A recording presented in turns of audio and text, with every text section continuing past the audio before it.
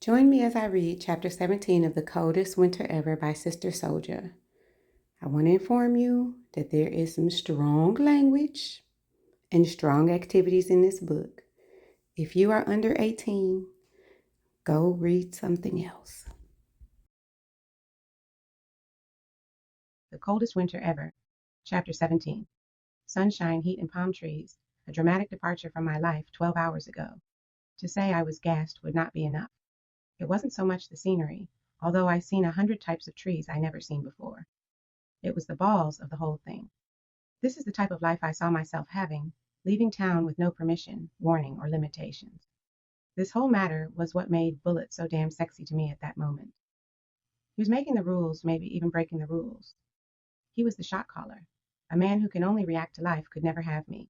A man with excuses about why he couldn't make anything happen his way, could only win pity, but never respect. The airport limo delivered us to our Key West, Florida, villa. The beach was a short walk away. The most noticeable thing about the villa was that everything inside was white and clean.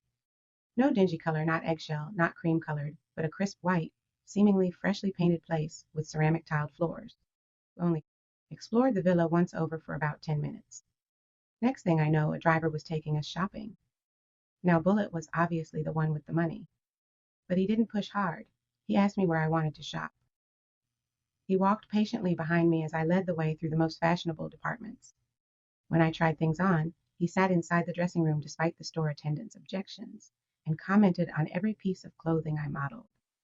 The crazy thing is he never had nothing bad to say about anything I selected. That's it right there. That's the bomb, baby. You're wearing that dress. Look at those sweet thighs. 10 perfect toes now, when has anybody seen that before?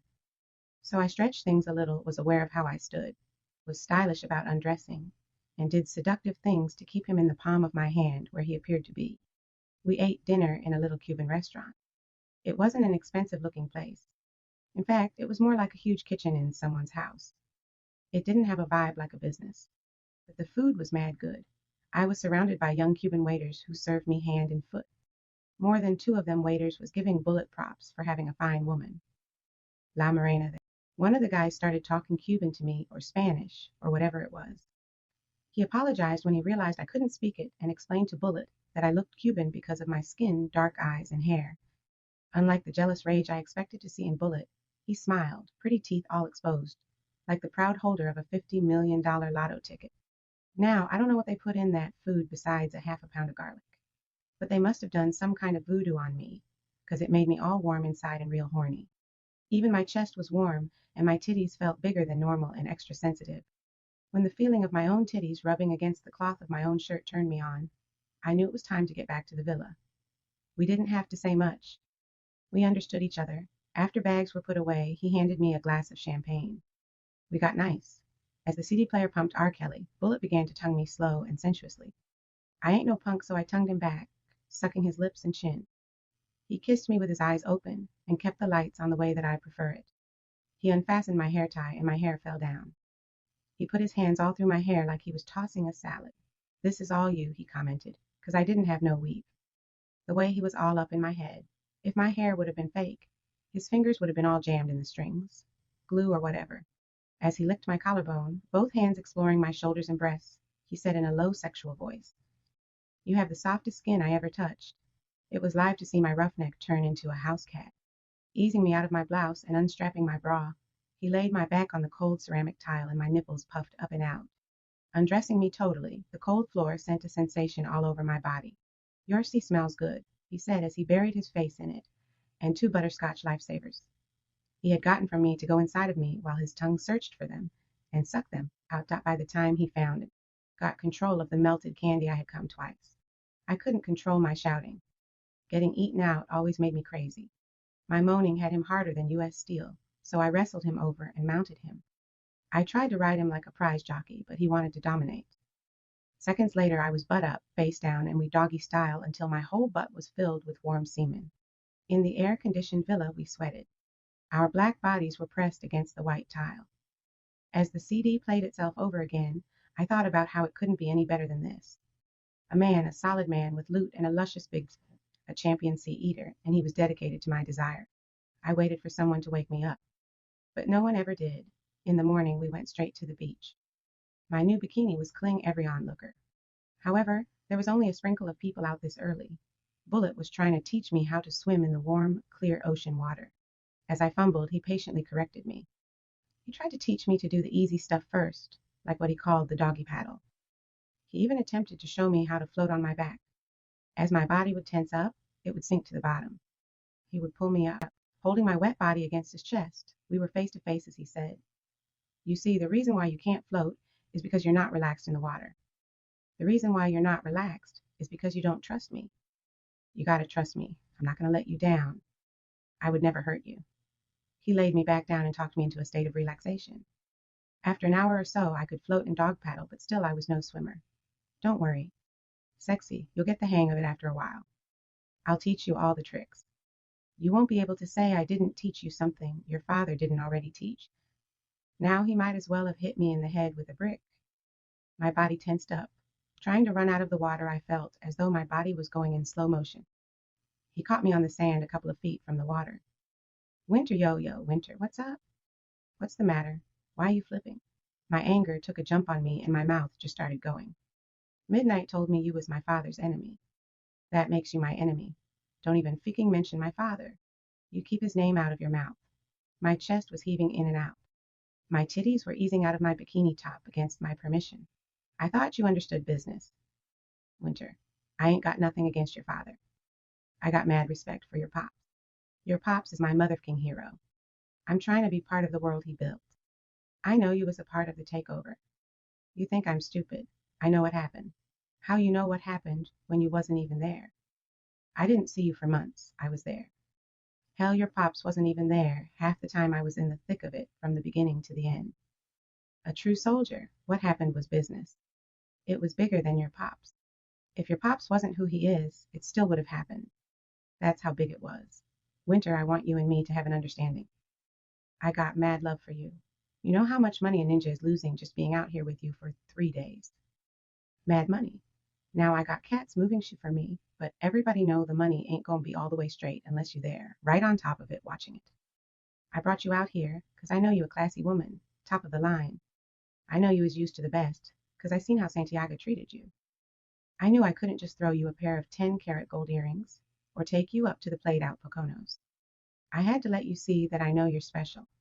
This ain't about ass. I can get plenty of ass. I got bitches lined up around the corner. It's about quality and style. It'd take 40 of them betches to make one of you. They all glued together, fake hair, fake nails, fake clothes, high mileage. They ain't been raised right, so they always running their mouths too much, exposing a ninja's business, bringing a ninja down. Now you, on the other hand, you know how to act. You know how to keep your mouth shut and hold a ninja down. You proved and tested. On a bad day, you still gonna be the finest beatsy in the world. You know what to wear and when to wear it. You came up in the first family. You got training. That's what I'm talking about. I'm a family man. I have to be able to concentrate. I learned that watching Santiago. Too many bitches coming in and out. Next thing you know, your whole shit is falling apart. You dig what I'm saying? "Yeah, I checked for that," I said coolly. Inside, I'm like, hell yeah, he gave me enough compliments to last me 6 months. But I was still curious, so I asked, "So what really happened?" Shaking his head from left to right, he said, "Man, it's a complicated story. Are you saying you don't think I can follow the story? Or are you saying you want me to trust you, but you don't want me to know what's happening around me? See, that's what I like. You got mad smarts." Bullet picked up a stick that washed in with the tide. Not only was he going to tell me the story, he was drawing a picture in the moist sand. "This is me," he said, pointing to a small stick figure. "No mother, no father. They was both killed. My father was killed by the police when I was 4. My mother was killed by her boyfriend when I was 6. I got 2 relatives, my half-brother Bryce, who lived in D.C. with foster parents, and Granny. I was raised by Granny from 7 years old up, right there in them Brooklyn projects. You seen Granny around our way. She's a good woman, but she got a little gambling problem. She was collecting welfare for me and blowing it all at the lotto machine. After a while, she elevated to every weekend bus trips to Atlantic City. A ninja didn't have nothing, no food. Forget clothes, you saw me. You and your little girlfriends chit-chatting. At 8 years old, I started earning my own dough. I was a lookout for rings. Now rings had me watching the block. All I had to do was sit on the bench and clock everything and everybody. I had a Mickey Mouse watch Rings gave me. I knew when everybody left and came, who worked, who didn't. I knew when people got checks, new furniture, whatever. Back when the building had buzzers, all I had to do was stand by the wall and press the buzzer to let Rings know when someone was coming up into an apartment he was in. Or I'd press the buzzer to let him know 5.0 was on they way up. Man, a lot of people had no love for Rings, including your father. Everybody considered him a thief. He was a thief. But I thank him to this day, may he rest in peace, because nobody took the time to teach me nothing. Rings did. He taught me patience. You had to have patience to sit there hour after hour, day after day. That's how I peeped you, watching you every day from the bench. You always stood out like a diamond. But Santiago protected you like a diamond. I'd sit right there in my get-up clothes, snot running down my nose, unable to run upstairs to get a tissue, scared to miss a beat. I said to myself, I'm going to get her. She's going to be mine. I knew to get into your world, I'd have to work like a dog, scheme like a motherfucker. Hell, nobody was going to just let me get down, just like that. I was already an outcast because I worked for Rings. I didn't have no family, no connections. So I started to watch Santiago. He was my hero. He had the respect. There was something so smooth about that ninja. Even before he became boss, he was like a politician, all dressed up like every day was an occasion. Everybody liked his way of talking. I always thought he was able to connect with the big up whites, 'cause he's light-skinned with that good hair. Them same cops he had on the payroll doing business with him was the ones that would beat a brown ninja like me with no mercy. Now, when Santiago connected with Captain Chilla at the precinct, it pulled the heat off a lot of ninjas around our way. They loved him for that. I watched the block so close so long I knew all the police routines.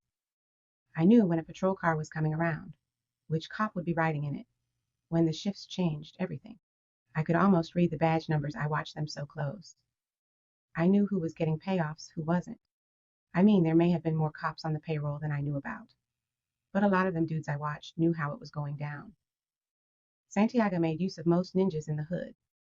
He knew how to make everybody feel good.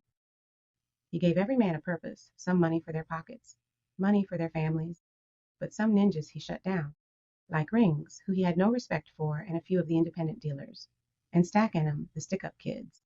There wasn't nothing they could do about it, though, 'cause he had it all hemmed up. He was making it possible for so many cats to get paid that any bad talk against him was not only bad for that person's business, it was bad for their health. Next thing you know, you might turn up disappeared. About a year and a half ago, right before your family left the area, there was a crew of young heads, 13 to 16-year-olds. In a surprise attack, they stuck up one of your pop spots, got away with mad cheese. Word went out on the streets that Santiago got stuck up by some kids. At the same time, Captain Chilla retired. It was unexpected, but that old FK caught a stroke. Rudolph became DA.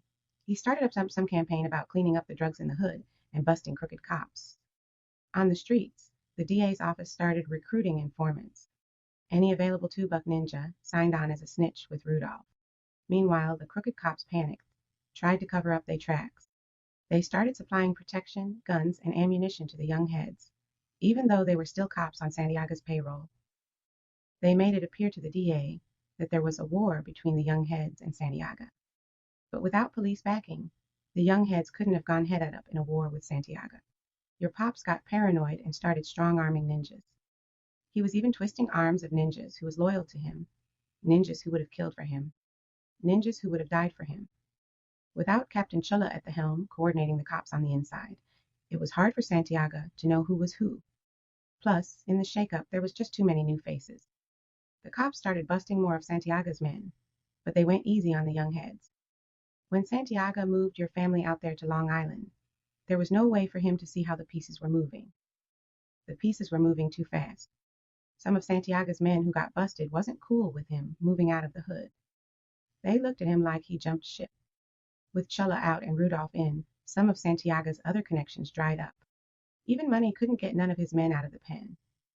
But I could dig it. Santiago had to move. Them young heads was ruthless. They was hitting whole families, players and non-players. They even 86'd KK and Butter, Miss Sonia's babies. Yeah, her man got in the way, so they sent him a message. 2 corpses, heads off, 1 3-year-old, 1 4-year-old, dead. But I gotta give Santiago credit. He held it down for a long time. But with the police behind the young heads, it was only a matter of time before they wiped Santiago out. When the cops working with the DA applied pressure on ninjas in Santiago's crew, they started telling on each other. Once one or two started talking, there was a chorus of singers. Everybody was trying to cut a deal with the police, save their own tails. What about my mother? Who shot her? She caught a bad one. But the ninjas who did that is dead. They said that was one trigger Santiago pulled himself. So what's up now? The same feckin' cops get a bigger cut of the business now than they did when Santiago ran. They got the young heads working on a 70-30 split, their favor. That's just crazy. Plus, they got their hands in even more areas than they had before. So the top dudes in the young heads is now trying to squeeze out the small ninjas in the young heads, the ones who did the bloody work, the dicing, the slicing, the soldiers. So ninjas is breaking off, trying to do their own thing. Little businesses springing up here and there. You know? And what about you? Where do you fit in the story? The young heads, that's not the name of your crew, is it? Captain Chulla, that's not his real name either, is it? Bullet smiled. Damn you smart. It was easy to figure. Why would you tell me all this? I am Santiago's daughter. I could tell him everything you said. Bullet hung his head between his legs and mumbled. It wouldn't matter. Santiago's finished. He's a legend, but he's out of business. He's charged with everything. He even killed 2 ninjas in the pen. He'll get life 4 times over. He hasn't been convicted of nothing yet. I defended him. So what do you want from me? I asked Bullet, with tears for Daddy in my eyes. I just want to put you back where you belong, on top. I just want to be your man, from when I was broke on the bench. He smiled a seductive smile, almost as if he was popping the question. One more thing, the young heads. That's the fake name for you. Slick kid in them, ain't it? Who me? He smiled. I'm just a lookout. Seriously, I got me a little side hustle that turned mad big for me. I hook up all the hip-hop stars with what they need. Like a private doctor who's on call. I got a couple of other businesses brewing. I'm about to close out business with the young heads. Ninjas is too shady. They always talking about we. They call us the family. But the dividends don't spread around the family like they should. They don't want to bless the real soldiers. So I'm about to relocate. Oh, and bounce on me. My attitude reignited. Never that. When we get home, you just let me know where you want to rest at. We'll get an apartment. However you want it. But I got to be able to trust you. That's the main thing. I almost killed that BT Saria. I could have lost everything I have now killing some lunatic BT who lied about being pregnant with my kid. I don't want to chase behind no chick playing detective. You understand me? I checked for that, I reassured him. The next 2 days or so in Key West, Florida, was more than cool. Bullet concentrated on learning me, my likes and dislikes. He said he wasn't going to ask me about my past, because he expects every woman to lie about what she done, no matter how small it is. He made it clear over and over that everything between us starts now today. And you belong to me from here on in. The penalty for betrayal is death, he said, with the seriousness of the cancer disease. If I catch you lying to me about anything, no matter how small, the penalty is pain. I don't know what he was so uptight about. His dake was good and his dollars were long. I had no reason to complain, leave, or cheat. There was only one thing that wasn't open and straight with him. I told him I needed to find out where my father was locked up at. He got quiet for a while as if he knew the spot, then promised with as few words as possible to help me locate him. It can't be that hard. He's locked down. Now, I thought about it a minute and decided maybe Bullet thought my father would be against us being together. I wasn't planning to tell Pops about me and Bullet. I just needed to see Pops to make sure he was straight, stack up his commissary, and let him know I'm still his number one, and he's still mine. I didn't push it with Bullet. As far as me finding my father goes, it was non-negotiable. Hell, Pops had put 17 years of loving and that's 16 years and 361 days more than Bullet put in. As we lay on the bed in our undies, kicking our feet up, munching popcorn, and watching old movies on the rented VCR, Cooley High brought back memories of our kittyhood in Brooklyn. It was odd that me and Bullet grew up in the same place, yet had different childhoods. He was telling me grungy survival stories. My stories was mostly funny. An icy cold fell over me in the villa on our last night, when our reminiscing revealed what was happening now in the place I used to love, but wouldn't be caught alive anymore. It was Bullet who brought Simone's name up. Yeah, that crazy BC got pregnant. She got big as a house. She went into the hospital to have her baby and came back home empty-handed. Nobody wanted to ask her mean ass what happened. As Bullet continued talking, I didn't ask him no follow-up questions on the Simone issue. It was clear that he had no idea that me and her had beef. I don't want to get an apartment in Brooklyn, I told Bullet calmly. Oh, you too big up for Brooklyn now? Nah, nothing like that. I just ain't cool with a lot of them chicks and I don't need no static. You ain't gonna have no problems. I'm holding you down now. I was thinking lower Manhattan by the water, I told him. That dirty ass water, he said. I cut my eyes at him. It's cool if that's what you want. I could use a little hideaway with an exclusive parking space with my name on it. Yeah, and a doorman, maybe a butler, some sheety like that, he said, and we both laughed. Driving in from the airport, Bullet headed straight to Brooklyn. As the wheels turned silently, because I couldn't feel no bumps, I became angry and nervous. I told his ass I didn't want to stay in Brooklyn. When we got so close to my old spot that it was indisputable where we were going, I asked softly, suppressing my emotion. What are we doing here? I want you to see where I rest at. Getting loud, I said anxiously. I already know where you rest at. Bullet smiled and said, Look sexy, it's been a long time. I'm not in the same spot. I'm one flight up from Granny. I couldn't have her making bets with my money. He peeped my reluctance. Look, tomorrow after I handle my business, we can bounce to find the crib you wanted. Ain't nothing open tonight, nohow. I didn't move out of the car. Oh, he laughed. Them betches got you shook. Couldn't be, not Winter Santiago. Nah, I ain't shook. I just don't like being caught off guard. Bullet pushed a button in between the driver's seat and the emergency brake. The brown, hard covering on the island, separating the driver's chair from the passenger chair, opened. You tell me what you need. Whatever it is, I got it. As I peered down into the hidden well, I saw a Glock, a 9mm, a 22 and a 4-pound, staring me dead in my eye. Bullet said, Now if this ninja can't make you feel safe, you choose what you need. I told you, times change. Stepping out of his Lexus coupe, I figured if I ever wanted to come back to Brooklyn, this is the way it should be in style. It was evening time. For some reason, everything in the neighborhood looked smaller than I remembered it being, and maybe even a little dirtier. I saw some familiar faces, or maybe I should say they saw me. But I didn't see Natalie, Simone, none of my girls or my aunts. I wasn't surprised not to see them. People have the tendency to stay inside during the winter. Now, if it was summertime, there would be more people than roaches. Crackheads were running up begging to wash Bullet's whip that had collected dust in the airport lot. Bullet's man popped up like he was fucking valet parking. Bullet dropped the keys in his hands and he jetted off around back. His apartment was definitely a man's place. It had the necessities, a big screen TV, PlayStation, CD player, sneakers, magazines, beer cans, weed, reefer roaches in the ashtrays, a dirty bathroom, no toilet paper, and nothing in the refrigerator. But it was secure. Like Santiago, Bullet had a double security door with a crack slot in the outside door about 2 inches wide and 4 inches long. A thick metal sheet could lock the slot, or it could be slid open from the inside. On the table where dinner should be eaten, there was Bullet's little chemistry laboratory. I made a note of that, because Santiago would have never had it there in the open like that. Even with the 2 metal security doors. But Bullet was a bachelor. We wasn't in the crib 30 minutes before Bullet had to step out. All hyper-like, he said he couldn't wait until tomorrow to collect his estate. It was the time of the month where Dumb Ninjas was about to be low on dough. He had to round up his boys. He tossed me the 22 and said, Here, hold this. I'll be right back. Don't answer the door no matter what. Don't even F-key with the phone. When I twisted my lips at him, he responded, It's business. They can all wait till I come back. Till then, nobody's home. Within minutes, I heard knocking at the door. They would come. Then they would go away.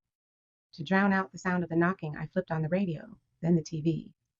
When I remembered nobody was supposed to be home, I turned them both off. I started checking everything Bullet had. Don't ask me why, I just figured I had a right to. I was looking under the beds, in the closets, in drawers. Any pieces of paper I found laying around, I read. In a matter of minutes, I found 5 Timberland boxes filled with cash. One was filled with $1 bills, one with 10s, one with 20s, one with 50s, one with 100s. I put everything back the exact way I remembered finding it. I didn't lift one bill. Tapping my nails on the table, I had only been in here 1 hour, and I was being tortured by boredom. Another knock at the door. The knock soon turned into a scratch. The scratch turned into a screech. Disobeying orders, because I was never one to follow, I opened the first door and stood in the darkness between the two. Placing my ear on the cold metal door, I listened for a voice. I heard what sounded like moaning. Come on, I'm sorry. Where you been? I need something now. The words were coming out like a whining child. The screeching was louder now, too. I slid the heavy metal slot back an inch to see where the screeching was coming from. The thin lady was hunched over, scratching the door with 2 keys. Hearing the slot open slightly, the lady raised on her tiptoes and stuck her face to the slot. She was so close up I could only see her one bloodshot, tired eye. I don't know if she was rocking on her toes or what. Small sections of her face, the left eye, the right eye, her nose, a piece of her hairline would fall into my 1-inch view and out again. When she stuck her 2-tooth mouth in the slot, I saw the scar, the twisted position. The 90-pound crackhead at the door was my mother. Give me something. Do something, I got this. She tried to stick a fake gold chain into the slot. With my finger, I pushed it out and slammed the metal slide. With my back now against the door, I slid down to my knees, then doubled over. What you doing up here? What the feck you doing up here? I told you to stop coming to my crib. I heard Bullet yelling in the hallway. Where you been? I've been looking for you, her voice said. You got no more credit with me, he said in a lowered voice. Now get out of here. Quickly I opened the next door, closed it gently, then turned the lock. I heard her begging, but it turned into silence when I closed the last door. Bullet stuck the key in the first door, then the second. He looked at me sitting coolly in the chair. I erased all traces from my facial expression of what I had seen. You didn't open the door, did you? Nah, I said with no emotion at all. He went in the kitchen, opened a cabinet, pulled out the cookie jar, and took out a vial of crack. You with me? He asked, testing my loyalty for the umpteenth time. I nodded yes. Here, slide this out and pass it off so I can get this crackhead off my DSK. So I did. This concludes Chapter 17 of The Coldest Winter Ever by Sister Soldier. What do you think of this chapter? That dude Bullet is a mess. Tell me what you think in the comments. Thanks for listening. Check out Picking Up the Pieces to 100 Broken Promises, available in all major bookstores, including Audible. And let me know what you think. Make sure you get a copy of Picking Up the Pieces to 100 Broken Promises, the companion workbook, to help you work and heal through your interpersonal trauma.